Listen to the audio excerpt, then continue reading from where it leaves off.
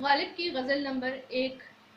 کا 5واں شعر، اس کی تشریح آپ کے سامنے پیش خدمت ہے۔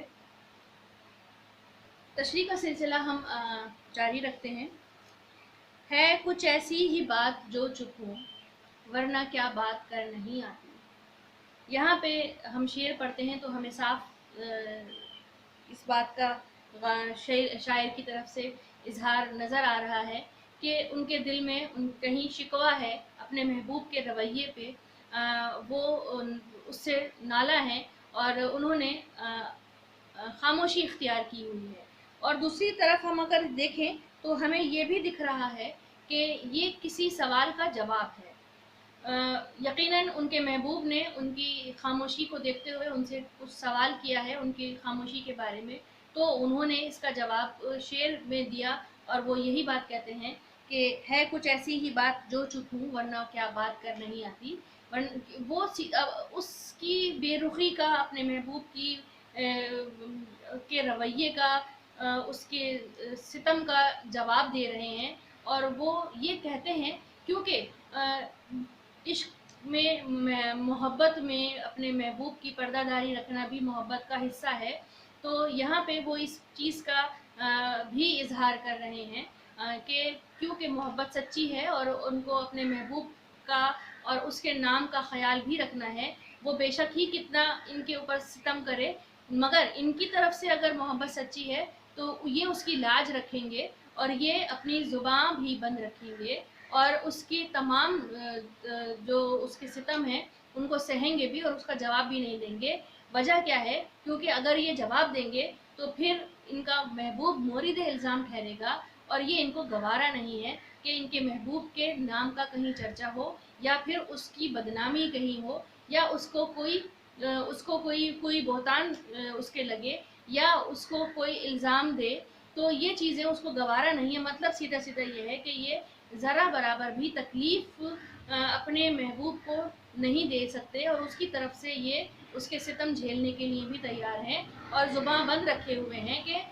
ان کے کچھ زباں کھولنے سے، ان کے کچھ کہنے سے ان کا محبوب جو ہے وہ بدنام نہ ہو جائے۔ یہ بھی محبت کا ایک جذبہ ہے اور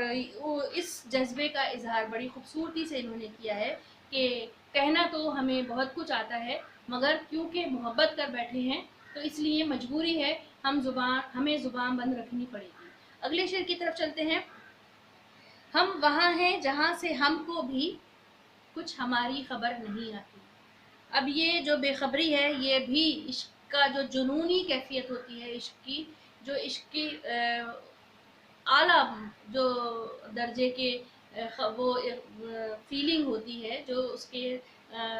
کیفیت ہوتی ہے ایک عاشق کی، یہ وہاں تک پہنچ گئے ہیں اور وہ بے خودی کی جو کیفیت ہے وہ اب طاری ہے ان کے اوپر کہ ایک اپنی ہی خیالات کی دنیا میں جی رہے ہیں، جہاں پہ محبوب بھی ہے، جہاں پہ یہ بھی ہیں اور جہاں پہ اس کے علاوہ اور ان کی دنیا میں کسی کو دخل اندازی کی گنجائش نہیں ہے۔ تو یہاں پہ یہ جب اپنی ایک بنائی ہوئی دنیا میں خیالوں میں رہ رہے ہیں، تو جب کوئی خیالوں کی دنیا میں ہوتا ہے تو پھر اصل دنیا سے بے خبر ہو جاتا ہے اور لوگوں میں وہ مذاق کا باعث بنتا ہے اور لوگوں کی باتوں میں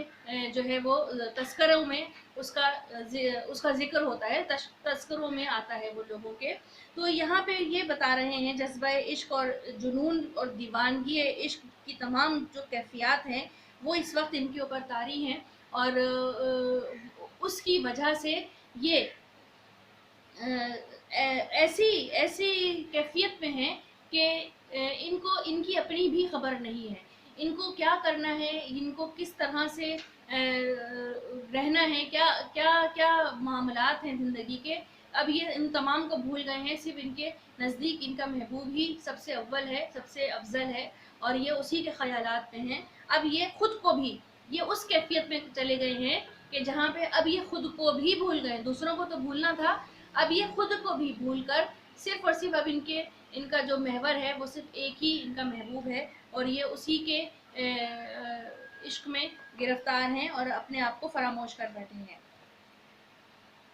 اچھا جی، پھر آتے ہیں ہم اپنے اگلے شعر کی طرف۔ مرتے ہیں آرزو میں مرنے کی، मौत आती है पर नहीं आती। अब मरना, यहाँ पे हम दो तरह से इस शेर को समझेंगे। मरना मतलब सिंपल, जैसे इंसान को मौत आ जाती है और वो जिस्म से उसकी रूह परवास कर जाती है, अब उसका ताल्लुक़ ख़त्म हो जाता है जिस्म से, और वो दुनिया से वो रुखसत हो जाता है। एक तो मरना ये है,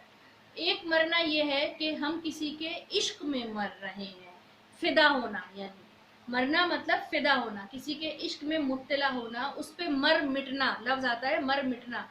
तो यहाँ पे ये दोनों मर मिटना जो है वो हम उसके एतबार से हम इसको पढ़ते हैं। तो यहाँ पे कहते हैं मरते हैं आरज़ू में मरने की, मौत आती है पर नहीं आती। अब यहाँ पे इनकी आरज़ू मतलब ख्वाहिश है। ख्वाहिश ये है कि किसी के ऊपर मर मिटे, महबूब के ऊपर मर मिटे। अब महबूब तो इनका है, इनके पास। अब ख्वाहिश क्या है कि जब मौत आए तो उसके कदमों में आए, वो करीब हो, या वो इनको मैसर हो, इनके पास हो। तो ये चीज़ तो इनकी आरज़ू ही रही। मौत आ गई लेकिन इनकी आरज़ू पूरी नहीं हुई। ये ना मर मिटे क्योंकि महबूब इनको नहीं मिला, इनकी वो आरज़ू जो थी वो मुकम्मल नहीं हुई, इनको इनका महबूब नहीं मिला। ये दोनों तरीक़े से जो है ये नाकाम रहे, ना इनको इनका महबूब मिला, ना इनकी वो ख्वाहिश पूरी हुई कि इनको मर मिटना है उसके ऊपर, या जब इनकी मौत हो तो वो ये उसके करीब हो, जब इनका दम निकले तो वो महबूब जो है वो इनको सहारा दे रहा हो, या ये उसके कदमों में हो। मतलब हर तरह से जो भी इनकी ख्वाहिश और ख्याल थी कि जो इन्होंने महबूब बनाया वो तमाम उम्र इनको तड़पाता रहा, ये उस पे मर मिटे हैं लेकिन उसको नहीं बता सके, उसको नहीं पा सके, उसको अपना नहीं बना सके। अब हाल ये है कि मौत का वक्त करीब है और जो आरज़ू थी कि जब दम निकले तो महबूब के कदमों में निकले, तो वो आरज़ू कैसे पूरी हो, क्योंकि ये उसको पा नहीं सके, इनकी ये आरज़ू पूरी नहीं हो सकी। अब वक्त करीब है मौत का, और अब किस तरह से आरज़ू जो है वो इनकी पूरी हो। ये इंतहाई इश्क की कैफियत में इस वक्त गिरफ्तार है और महबूब को ही अपना सब कुछ मान बैठे हैं, और उसी की हंसी में इनकी हंसी, और उसके गम में इनका गम, ये उस कैफियत में है और उस पे मर मिटे हैं। अगले शेर पे हम आते हैं। काबा किस मुंह से जाओगे गालिब, शर्म तुमको मगर नहीं आती। ये निहायत, ये जो मक्ता है, इन्होंने अपने इसमें तखल्लुस को इस्तेमाल किया है, गज़ल का आखिरी शेर है, और गालिब ने यहाँ पे शर्मिंदगी का इजहार किया है, अपने रब के सामने अपने गुनाहों का एतराफ़ भी किया है, और बड़ी खूबसूरती से उन्होंने इस बात का इजहार किया है। काबे का मतलब अल्लाह का घर। तो यहाँ पे अगर मैं ऐसा इस शेर को समझूं कि मैं इसको भी दो तरह से देखूं, तो पहला जो अमूमन इसको हम काबा जो है वो अल्लाह के घर जो मक्के में काबा शरीफ है, वहाँ से ही इसकी तशरीह करते हैं, लेकिन मैं इसको एक और पॉइंट देती हूँ और आपके सामने रखूँगी। पहले हम इसका काबे की हवाले से इसकी तशरीह करते हैं कि गालिब भी कहते हैं कि जब आप गुनाहों में गिरफ्तार हैं, आप जो है वो शराब भी पी रहे हैं, मैं ख्वार भी हैं आप, और आपको कोई दुख तकलीफ भी नहीं होती किसी गुनाह में मुब्तला होके, आपको कोई शर्मिंदगी भी नहीं होती, तो फिर किस तरह से कैसे मुसलमान हो कि पांचों नमाजों में अल्लाह के आगे खड़े भी हो जाते हो, और दिल में तुम्हारे जो है वो दुनिया बसी हुई होती है, दिल में तुम्हारे गुनाह होता है, लेकिन तुम जो हो वो दिखावे के इबादत कर रहे हो। फिर मजीद उस पर जुल्म ये कि तुम काबे तक पहुंच जाते हो, तुम्हारे कदम कैसे उठते हैं उस तरफ को जाने के लिए, तुम कैसे सामना करते हो, तुम कैसे वहाँ पे तवाफ करोगे, तुम किस तरह से वहाँ के फर्श को तुम्हारे पैरों जो है वो पैरों से तुम्हारे वो फर्श का लम्स आए, तुम किस तरह से हजर अस्वद को बोसा दोगे, इस गलीज अपने अमाल की वजह से तुम इस काबिल ही नहीं हो, तुम किस तरह से काबे को छुओगे, तुम कैसे मदीने जाओगे और कैसे اپنے نبی کے روضے کا سامنا کر پاؤ گے. تو یہ ان چیزوں کا اظہار کر رہے ہیں، اور اس جو اپنی گناہوں کی گندگی ہر انسان کی طرف یہ ایک حوالہ ہے، اشارہ ہے کہ جب ہم اپنی دنیا داری میں پڑتے ہیں اور ہم سے گناہ سرزد ہو جاتے ہیں، جانے انجانے میں بھی ہو جاتے ہیں، تو ہم کس طرح سے اپنے رب کا، اپنے نبی پاک کا کس طرح سے ہم سامنا کریں. دوسرا پوائنٹ اس میں یہ بھی ہے کہ یہ اس دنیا کی بات نہیں کر رہے، بلکہ یہ موت کے بعد جب رب سے ملاقات ہوگی، اللہ سے سامنا ہوگا، یہ اس کی بات بھی کر رہے ہیں. کعبے کا مطلب اللہ کا گھر ہے، اور اللہ کا گھر عرش پہ اللہ کا گھر ہے. اللہ کا گھر وہ بھی ہے، اللہ کا گھر زمین پہ کعبہ بھی ہے. تو یہ اگر ہم اس کو اس طرح سے لیں کہ روز آخرت جب ہم رب کے سامنے ہوں گے، اللہ تبارک و تعالیٰ کے سامنے ہوں گے، تو کس طرح سے ہم یہ گناہوں کی پوٹلی سر پہ اٹھائے، ہم کیسے اپنے اللہ کا سامنا کر سکتے ہیں. شرم کے مارے، شرم سے پگھل نہیں جائے گا انسان، کس طرح سے وہ اپنے پروردگار کا سامنا کرے گا، گناہوں سے کے کیچڑ میں لت پت ہوگا، اور وہ کیسے اپنے اس ناپاک جسم کو لے کے وہ اپنے اللہ کے گھر جائے، اور کس طرح سے وہ اس کا سامنا کرے. تو یہاں پہ وہ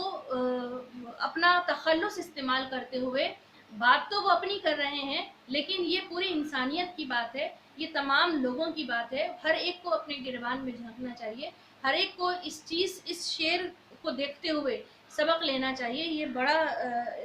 غالب کا ایک سوچنے والا یہ شعر ہے کہ ہر ایک کو اپنے اعمال کا